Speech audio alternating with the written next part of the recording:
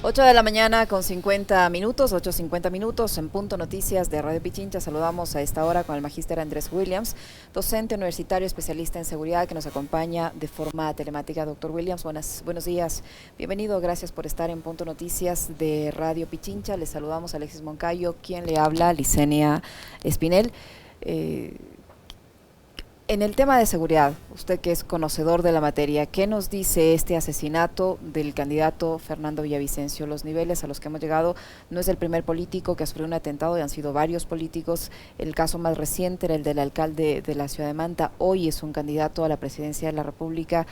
Cada vez vemos que los niveles son más fuertes, pero ¿qué nos dice? ¿Qué análisis nos deja esta situación? Buenos días, bienvenido. Buenos días, Licenia, muchas gracias. Buenos días, Alexis. Lamentable el hecho. Lo primero, enluta a todos los ecuatorianos que creen en la democracia. Y no solamente el asesinato de los que usted menciona, esto es un tema sistemático de exterminio de promesas políticas.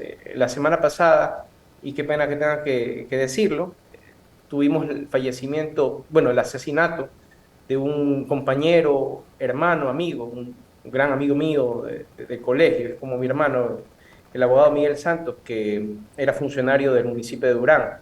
Es decir, esto se ha convertido ya en una máquina que engulle promesas políticas y nos devuelve en tumbas.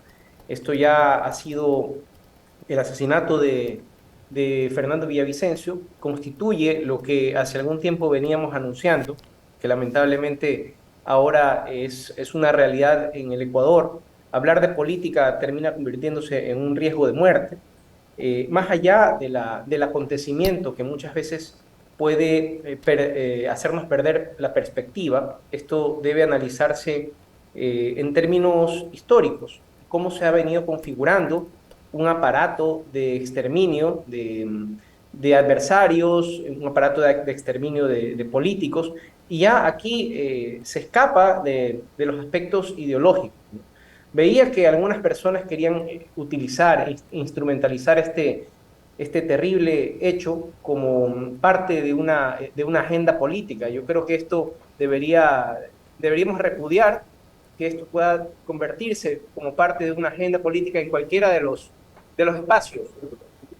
Y en este caso, cuando me refiero a eso, es cuando intentamos darnos cuenta de cómo el odio nos ha podido, cómo el odio cuando es parte de un programa político puede llevarnos a perder no solamente la perspectiva, sino la institucionalidad y todo aquello que valoramos como sociedad democrática de una convivencia pacífica y en la que la palabra pueda tener una validez. Doctor Williams, buenos días, como siempre un gusto conversar con usted. Eh, Recuerdo que un concepto, un término que de las primeras veces que lo escuché haciendo análisis fue con usted, el de la necropolítica. ¿Cómo nos llevaron a esto? ¿Qué fue lo que pasó para que el Ecuador hoy esté lamentando acontecimientos no solo como el de ayer, sino como el que ocurre todos los días? Porque yo en el comentario además decía, sí, es verdad, hemos lamentado asesinatos de alcaldes, de candidatos asambleístas, concejales, atentados a políticos, a candidatos y demás. Hoy un asesinato a un candidato presidencial, pero todos los días nos matan gente que no es conocida, que no es actor político, ciudadanos, ciudadanas, todos los días estamos viendo morir gente. ¿Cómo llegamos a esto? Así es, Alexis. Y querían saber qué era la necropolítica. Pues bienvenidos al Ecuador, bienvenidos a Guayaquil, bienvenidos al magnicidio. Este magnicidio que nos recuerda, muchos hablan de una reedición del terror del narco, cuando hablamos rememoramos la muerte de Luis Carlos Galán en Colombia en el 89, o de Luis Donaldo Colosio en México, ¿no?, en el 94. Más allá de una reedición del crimen organizado en un ascenso de clase económica y política, digamos que esté vinculada o que ya ha despertado sus tentáculos en diferentes áreas, lo que ha constituido la necropolítica, primero, es un factor del que debemos estar muy claros, es la privatización de la violencia como tal. Sabemos que, de acuerdo a la teoría política, hemos aprendido que el único que maneja el monopolio de la violencia es decir, la posibilidad de soberanía, de decidir quién vive y quién muere, esta concepción clásica de la soberanía, digamos, es natural del Estado. Sin embargo, con lo que se ha configurado en estos últimos años en la necropolítica, tiene mucho que ver con el factor de cómo la violencia se ha trasladado al ejercicio de grupos privados. Cuando digo privados, es la forma en la que se debe asumir los grupos del crimen organizado, ya no necesariamente vinculados con el narcotráfico solamente, porque el narcotráfico, digamos que es la primera esfera sobre la cual se desenvuelve estas estructuras. Sin embargo, el narcotráfico, que es la primera motivación, no puede subsistir por sí mismo en un proceso de distribución, de paso, como decía Alexis, Ecuador como un espacio de paso, sino cuando ya se configura el país como un espacio en donde la economía es permeada por este fenómeno, tenemos otros procesos en donde el lavado de activos ya empieza a permear sectores como la construcción, el turismo, la política, etcétera. Ya en ese momento hemos tenido una institucionalidad orientada hacia la privatización de la violencia. Y claro, en la medida en que estos negocios crecen, como son negocios ilícitos, su forma de mantenerse es la violencia. La violencia ya no se convierte en un medio, sino que se convierte en un fin. Esa es la necropolítica, es el primer factor, ¿no? La privatización de este monopolio de la violencia. ¿Quién lo tiene y a quién le conviene? Es muy claro lo que hemos visto el día de ayer. Le conviene a toda clase política que no aspire una posibilidad de consenso, que aquí hablan del diálogo, del pacto, en realidad no quieren tal pacto. El pacto, si no hay convivencia pacífica y si la palabra, si la vida y la dignidad humana no tienen valor, es imposible que lleguemos a un pacto. Esto inicia en la pandemia, Alexis, y ahí vamos a un segundo aspecto de la necropolítica, ya no solamente al tema del monopolio de la violencia, sino que además de que hay una máquina de exterminio de políticos, de empresarios, de ciudadanos, claro, porque ya no estamos hablando solamente de los cuerpos desechables, ¿no? Cuando hablamos de los cuerpos desechables, hablamos de los jóvenes, desnutridos, marginales, que pueden morir y a nadie le va a importar. Y eso ha venido pasando desde la pandemia. Estos cuerpos desechables que mueren y que podríamos ya hablar en el nivel de violencia que estamos, creo que la última vez que conversamos íbamos por 18 muertes por cada 100.000 habitantes, ahora la tasa subió a 30, estamos por 27, 30 muertes por cada 100.000 habitantes en cuanto a las muertes violentas, lo que nos va a ubicar entre uno de los países más violentos del mundo. Y en este caso, esas cifras se nutren no solamente de políticos y de promesas políticas, de jóvenes valiosos, sino también de jóvenes marginales. Ahí estamos ante un juvenicidio. O sea, deberíamos hablar de que esas cifras son llenas de jóvenes reclutados por su miseria por el crimen organizado. Y ahí vamos a un segundo factor. Cuando esta violencia de la necropolítica se ha hecho natural o se ha culturizado, es decir, ya lo vemos como algo normal, pasa algo en la sociedad que le quita la posibilidad de reacción. Estamos callados, estamos silenciados, estamos presas del miedo.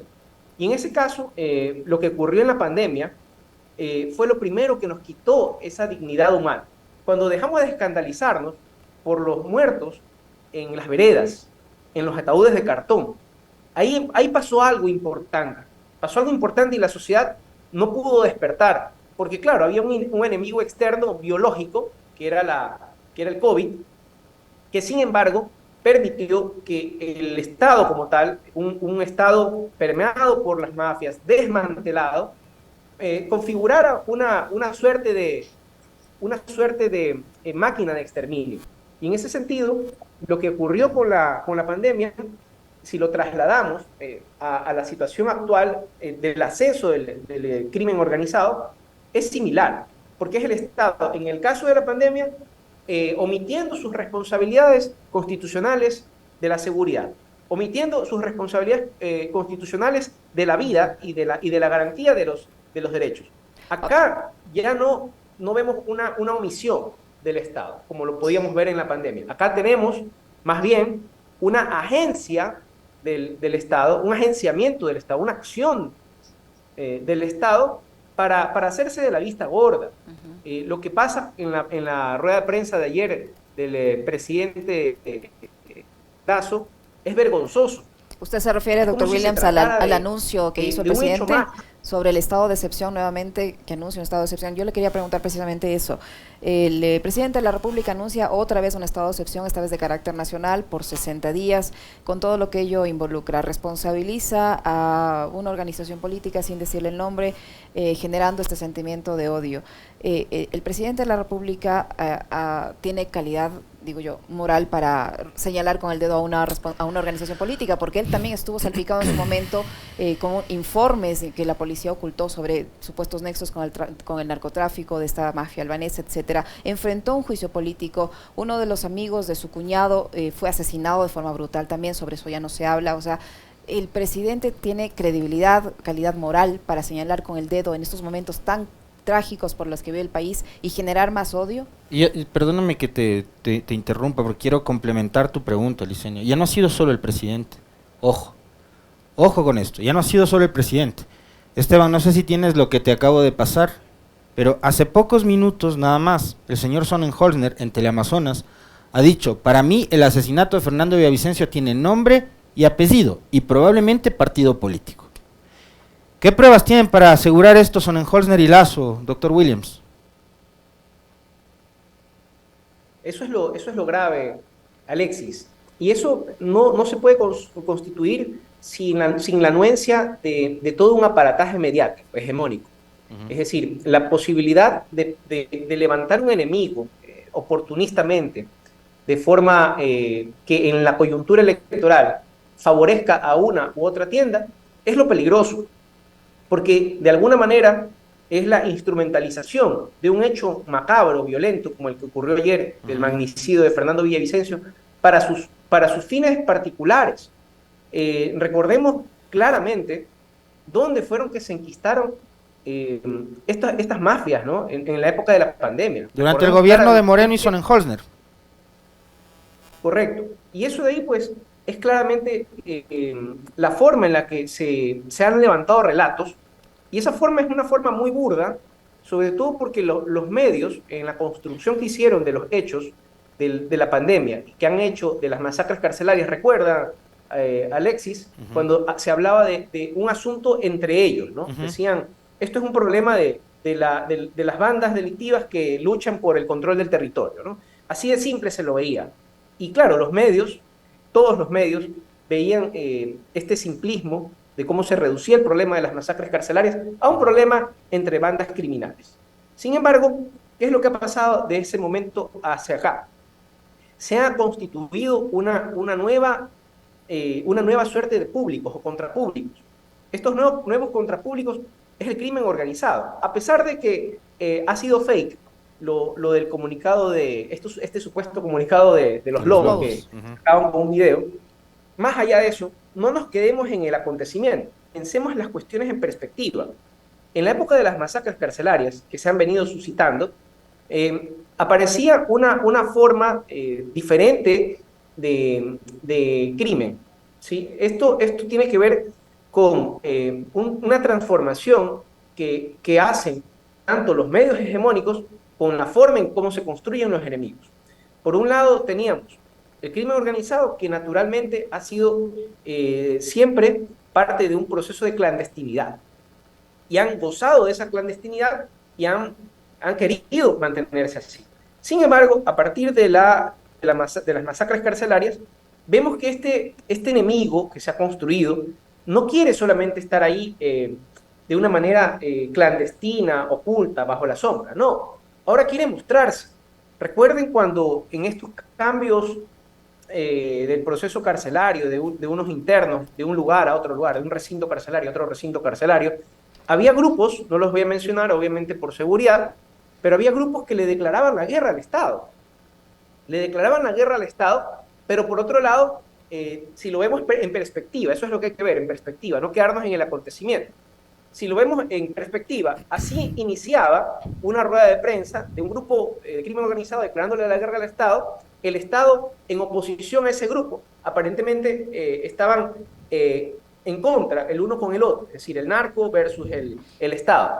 Sin embargo, en las últimas ruedas de prensa que se dieron, eran ruedas de prensa en donde grupos delictivos convocaban a la paz, ¿no? Y recuerden algo, la soberanía, la posibilidad de definir entre la guerra o la paz de los estados, siempre va a ser un tema que tiene que ver con la razón de Estado. ¿Qué pasó? Que en algún momento esa soberanía ya se perdió. Cuando hablábamos de necropolítica y hablábamos de la concesión de esas facultades o de esas prerrogativas que eran propias del Estado, el monopolio de la violencia, la capacidad de definir entre la guerra y la paz, y si el Estado ya las perdió, está claro que cuando vemos estos relatos, digamos, estamos hablando de una caricatura mal dibujada de aquello que ellos mismos han creado, de aquello que ellos mismos han propiciado. Por lo tanto, hay que estar muy atentos en estas elecciones de que esta agenda de engaño y de manipulación no nos nuble la visión clara de qué es lo que tenemos que recuperar, qué es lo que se juega este 20 de agosto. Creo yo que eso es lo meritorio en este proceso de análisis, querido Alexis y Licenia. Doctor Williams, yo le quería preguntar, por ejemplo, respecto al tema de la seguridad del candidato Villavicencio. Tanto su hermana como su tío, en los primeros instantes tras ocurrido este asesinato, acusaban al gobierno por la seguridad del señor Villavicencio. Tanto su hermana como su tío responsabilizaban de fallos en el equipo de seguridad, y si vemos las imágenes, ahí se puede evidenciar la forma como él sale sin un perímetro asegurado para que él pueda salir. Sale por la parte delantera, pudiendo haber salido por la parte posterior, como si lo hizo otro de sus candidatos del movimiento al que el señor Villavicencio pertenece. Y vemos a las personas de seguridad que están con él, que lo ingresan a la camioneta y que se tiran al suelo cuando comienza la balacera. Y se supone que estaban ahí para precautelar su vida, y un guardaespaldas tiene que ofrendar su vida si es necesario para salvar a quien está cuidando, y nada de eso se ve. ¿Hay fallas de seguridad, como lo dicen los familiares de Villavicencio? ¿Existen fallas de seguridad? ¿Es así o eso era inevitable? Sí, mire, mi especialidad no es la parte criminológica, lo mío es más interdisciplinario, como para poder definir en términos técnicos el análisis de qué pudo haber pasado. Sin embargo, en las observaciones que hice de los videos que tenemos, sí es muy cuestionable el funcionamiento del dispositivo de seguridad. A pesar de que no seamos especialistas, no necesitamos ser especialistas para poder mencionarlo. Primero, era un dispositivo en el cual contábamos con alrededor de 5 o 6 agentes de seguridad, ¿no? Entre policía y seguramente agentes privados. Estos agentes lo escoltan hasta la camioneta. Primero que en la situación del candidato Villavicencio, un candidato pues que ya venía recibiendo amenazas, es decir, no era un blanco, no era un blanco simple, era un blanco muy cotizado, muy codiciado de algunos grupos y enemigos que pudo haber tenido. Y al meterlo en esta camioneta que no estaba blindada, ¿por qué le cambian la camioneta? ¿Por qué un personaje como él tenía que andar en una camioneta que no sea blindada?